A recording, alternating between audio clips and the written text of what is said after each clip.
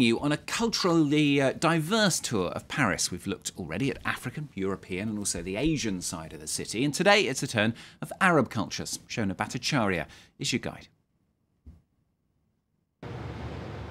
We're just a few steps away from the Arab World Institute on the banks of the Seine River. Traces of North African culture can be found all over Paris, and its people played an important role in modern French history. For close to 30 years, the Arab World Institute has symbolized the unique ties France shares with Arab and Muslim countries. No other monument of its kind exists in any other European capital, which shows the city's importance. There's also Paris as a political meeting point. Taking Tunisia as an example, the rallying point for Tunisia's opposition was Paris. Between the 19th and early 20th century, North Africa was under French control.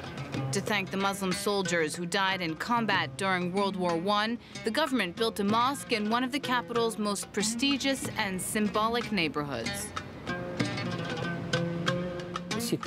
It's placed in the heart of Paris, as if, at the time, political leaders wanted to incorporate this civilization in the course of Parisian and French history.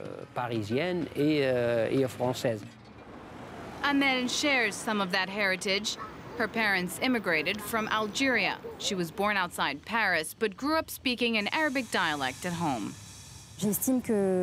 As far as I'm concerned, a language is something we inherit, and that's passed down from one generation to another. My parents passed it down when I was very young, and I'd like to pass it along to my children.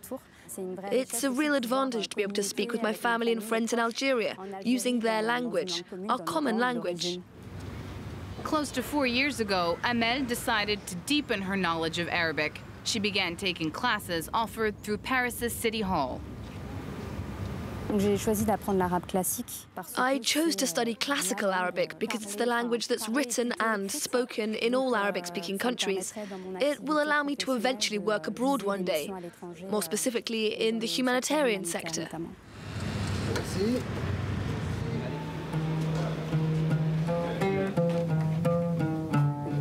Hakim chose to get closer to his roots by way of another kind of language, music. To relax after a long day at work, this anesthesiologist plays the oud, an instrument that reminds him of his native Tunisia. I've got a stressful job with lots of responsibilities, so I had to find a way to release the pressure. And through this music, I found many things. There's a bit of nostalgia, many childhood memories, sounds I could hear at home, in the streets, in shops, at parties. It's all very important.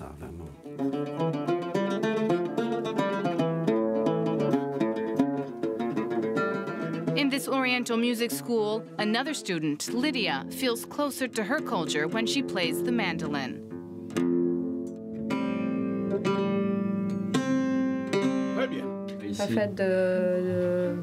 I hear typical Algerian sounds coming from a purely Algerian instrument that was invented by a famous Shabi master.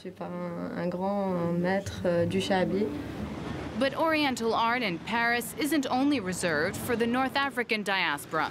The Institute of Islamic Cultures in the 18th arrondissement seeks to present the different cultural facets of the region as evident in this exhibit of Moroccan art. We wanted to avoid showing Morocco as this exotic place full of tourist attractions. We hope to show Morocco in the same way as it's seen by Moroccan artists. But through their work, these artists are also talking about society in general, about the world as it is. Shedding new light on North Africa through art, a region deeply familiar that continues to take French visitors by surprise. Shona Bhattacharya.